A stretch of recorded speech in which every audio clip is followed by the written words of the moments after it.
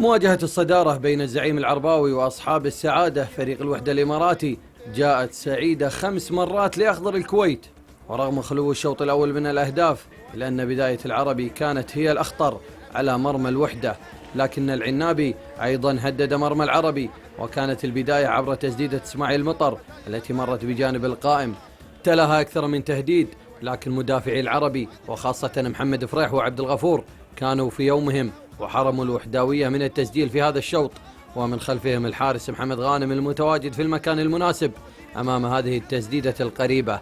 العربي يعود لأجواء المباراة ويحاول الوصول لمرمى معتز عبد الله حارس الوحدة، والموسوي يسدد من مكان مناسب، لكن معتز يرد الكرة على دفعتين. العربي في الشوط الثاني غير، فها هو محمد فريح ومع بداية الشوط يسدد كرة قوية لم يقوى على ردها إلا العارضة، وها هو المدافع الآخر أحمد عبد الغفور يتوج تألقه في هذا اللقاء بهدف جاءت بدايته في القائم ونهايته في الشباك، مفتتحا أول أهداف العربي، وهي بالمناسبة سيرة وانفتحت.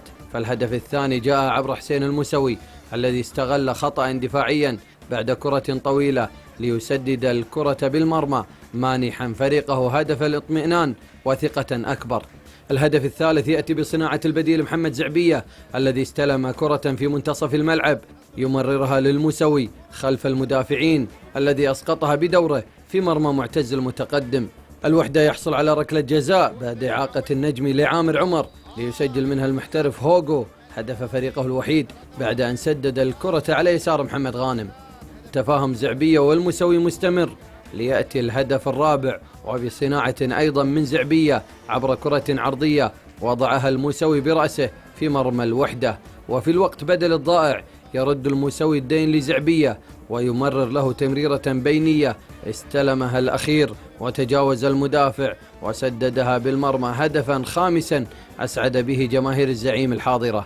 الهدف فيها توفيق من الله وداعي أكيد من الوالدة، والحمد لله حققنا اللي نبيه. كنا نبي ناخذ مركز اول بالمجموعه عشان نباري الفريق اللي احنا نبيه، والحمد لله حققنا، يعني كان لنا هدف بالمباراه وحققنا والحمد لله. الحمد لله رب العالمين على هذه النتيجه، توفيق من الله سبحانه وتعالى، ونهدي الفوز حق الجمهور العرباوي، وان شاء الله يا رب نقدم مستويات احسن بالمباراه الجايه ان شااء الله مع الرفاع البحريني. امانه اليوم اللاعبين ما قصروا، يعني احنا اوكي متاهلين الاول ولا الثاني، بس كنا يعني بنتاهل الاول عشان بنفوز، عشان نكون المركز الاول، عشان نلعب على ارضنا ونكون دافع لنا وبين جماهيرنا.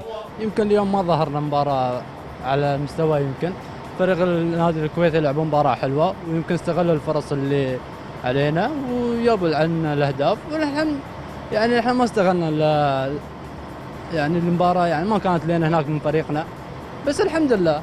العربي بهذا الفوز سيواجه الرفاع البحريني هنا في الكويت، أما الوحدة فسيلاقي الوصل هناك في أبو ظبي. مبارك الدوسري، ملعب الوطن.